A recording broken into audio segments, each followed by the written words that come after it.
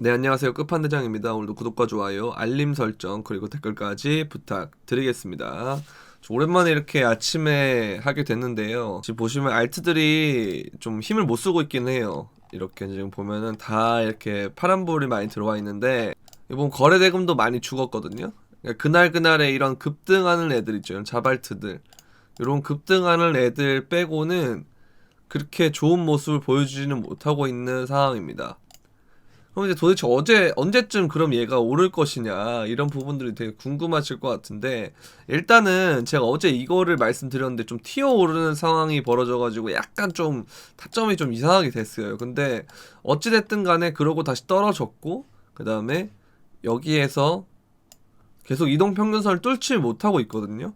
근데 그렇다는 거는 여기에 더 많이 열려있기 때문에 한 번 이렇게 떨어질 가능성이 높다.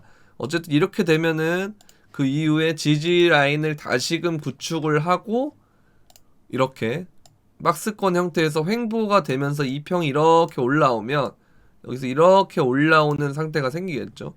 왜냐면은 이제 그렇게 돼야 보시면은 이동평균선이 5일선은 이런 식으로 갈 거고 20일선은 이런 식으로 가는데 60일선은 이렇게 가거든요. 그럼 여기 위쪽에 올라오고 안착하는 순간이 되면 그러면 다시 요 구간까지 올라가는 상황이 된다는 거죠. 여기가 이제 48,000, 49,000이라는 건데 그렇게 된다는 거고, 그럼 그 과정 속에서 알트는 조금 더 조정을 받겠죠. 왜냐면 제가 여러분들한테 계속 말씀드렸던 도미넌스가 여기까지 올라가는 과정을 생각해 보면 알트들이 조금 힘을 못 쓰는 과정이 될 것이다. 그럼 여기서 이렇게 간 다음에 더 돌파해서 올라가던지 아니면 떨어졌다가 가던지 둘 중 하나인데, 아니면 이렇게 떨어지겠죠. 세 개 중에 하나겠죠. 어쨌든 이렇게 올라가는 방향과 떨어지는 방향 크게 보면 두 개인데, 이렇게 가주면 알트장이 온다는 건데 그게 아니고 만약에 이렇게 올라갔다가 떨어지는 과정으로 가면 이 구간에서 쯤에 돼서는 아마 제가 볼 때는 비트의 중심에 상승이 있지 않을까, 그렇게 되면. 근데 이제 여기서 사람들이 이제 여기 올라가는 과정에서는 비트코인이 떨어지면서 알트가 떨어질 것이다라고 하는데, 저는 이제 여기까지는 그럴 수 있다고 보지만 그 이후에는 만약에 또 올라간다 그러면 이때는 비트가 좀 상승을 해서 올라가는 구조가 아닐까라는 그런 생각이 듭니다.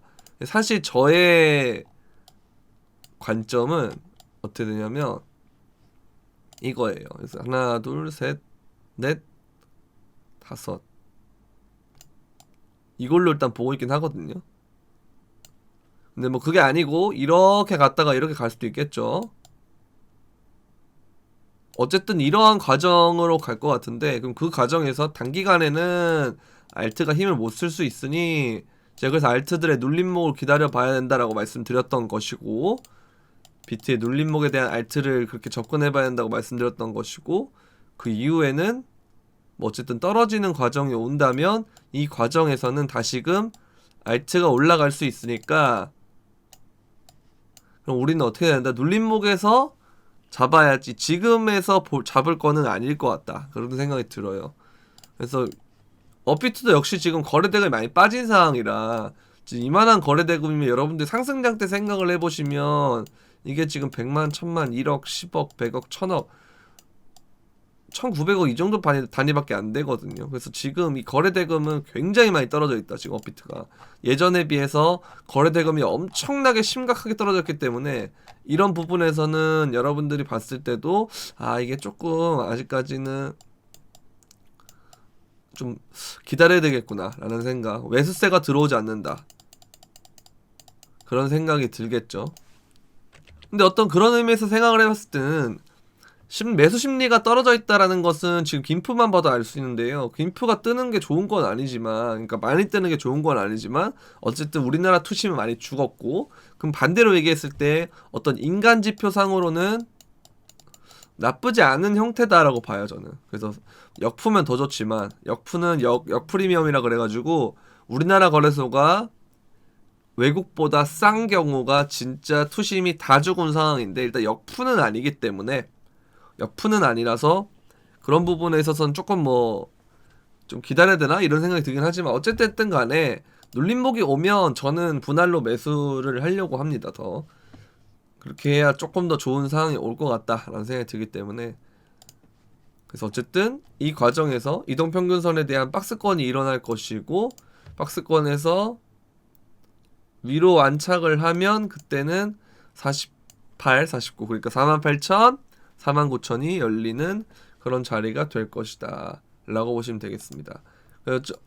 기사들을 한번 살펴보면 지난주 아마페 펀드는 7,500만 달러가 유입이 됐고 이더리움이 10주 만에 유출해서 유입으로 바뀌었다. 그러니까 기관의 자금이 쭉쭉쭉쭉 빠졌다가 다시 유입세로 여기가 마이너스죠. 여기서 이제 플러스로 바뀌고 있다. 그렇죠. 4주 연속 그래서 2,500만 달러 규모의 자금이 유입이 됐다 라고 보시면 되겠는데, 여기 이렇게 큰 자금이 들어왔다가 비트코인이 하락이 계속하니까 얘네들도 자금을 뺐단 말이죠. 그 다음에 다시 이렇게 들어오고 있다는 거는 다시 이제 자금이 어떻게 된다? 들어오고 있다 라는 건, 큰 손들이 들어오고 있다는 것은 사고 있다는 거거든요. 그래서 이런 부분에 있어서 좀 가격적인 관점에서 봤을 때 눌림은 있겠으나 막 진짜 큰 하락보다는 여기에서 이런 느낌으로 가는 게 맞지 않겠느냐라는 그런 생각이 들어요. 그렇게 보시면 되겠다. 어쨌든 그런 와중에서도 제가 말씀드렸던 대로 이 해시레이트가 이 채굴자의 그 채굴 난이도인데 이렇게 떨어졌다가 계속 오르는 추세에서 엄청나게 올랐어요, 어제.